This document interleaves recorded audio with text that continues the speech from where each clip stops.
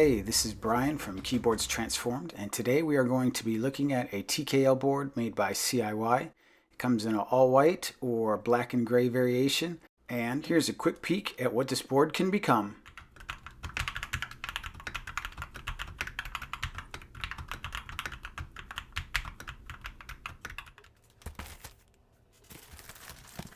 Yes, this is just a plastic bag, but I appreciate it. I've gotten keyboards in the past that have just slapped a label on the box, which is a little iffy. I've not actually had any issues myself, but it'd be nice to have a little bit of protection on the keyboard.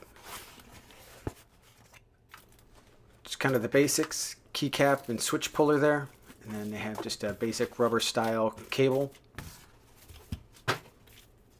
Here we've got the instruction manual. Looks like they got sorted out the issues they had with the last one. And then they wrap the keyboard in PE foam, which is always appreciated in case you'd like to use that for a mod. And in this case, we will be using it later.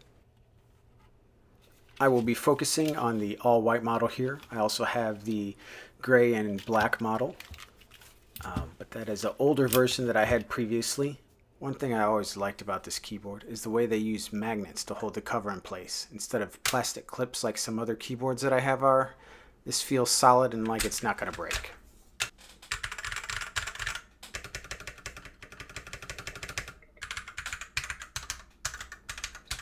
Sounds kind of like a stock keyboard with halfway decent stabilizers, but we're going to help that along later. Here I'm pulling out a switch, and on the PCB the LED is now flush on this version with the PCB itself, so there's no switch interference regardless of what kind of switches you're using, which is nice. And they have included, on my board at least when you order Red Switches, CIY's own switch. I'm going to give you a sample here of the RGB. There are 15 lighting modes, and I want to apologize real quick for the quality here. Rest assured that it looks good on the board. It doesn't look like this on person. It's not washed out. The legends are bright and crisp. Speaking of the keycaps, they are ABS, standard white. They're not super thick, but they're not super thin. Definitely heard worse, and you can get better ones, of course, depending on how much you want to spend.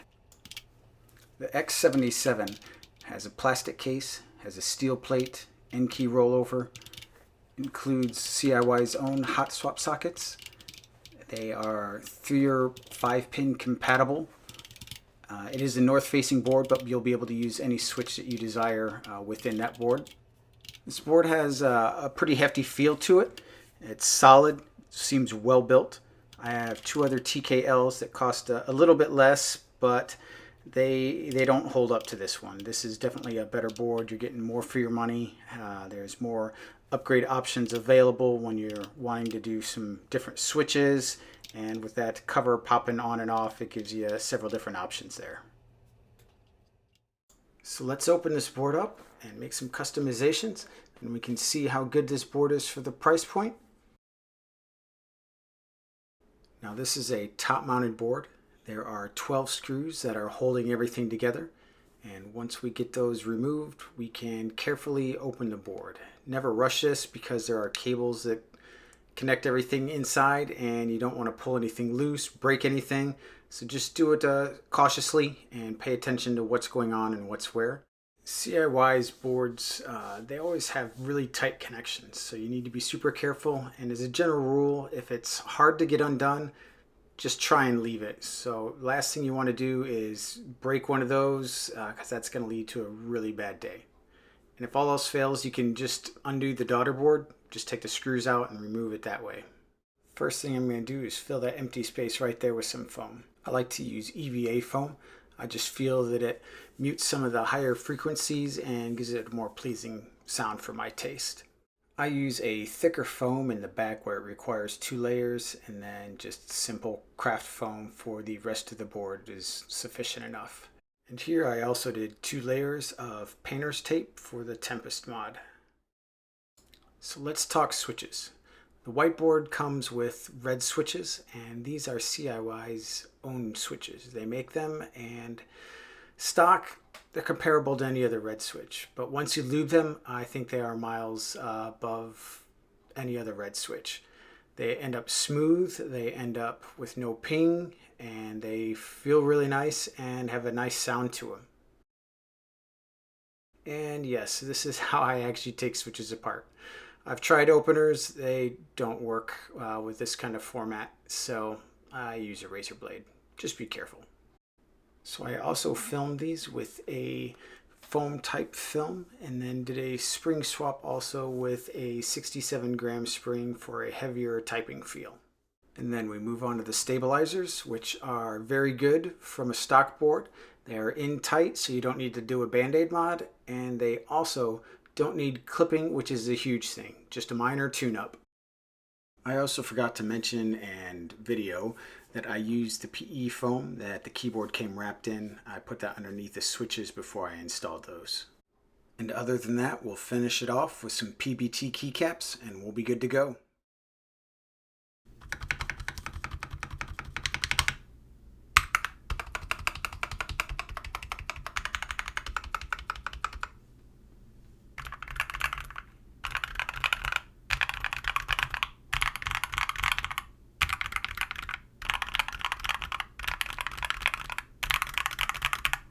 Here's a quick reminder of what stock sounds like.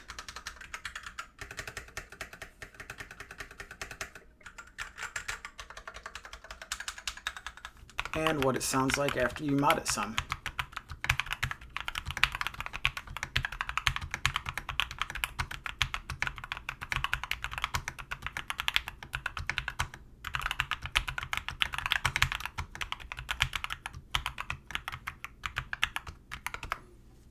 Yes, those are the red switches that come with the board, once they were lubed and filmed. That's one of the things that I think puts this board above others. I think it's a great keyboard to get into the hobby with. The TKL layout is well known and will minimize having to relearn where a bunch of keys are. The stabs only need lightly tuned. You get usable switches, and you also have the ability to use any other switch because of the hot swap and 5-pin PCB. The cover can be added, removed, or painted for a quick facelift. All this for a great price. Well done, CIY.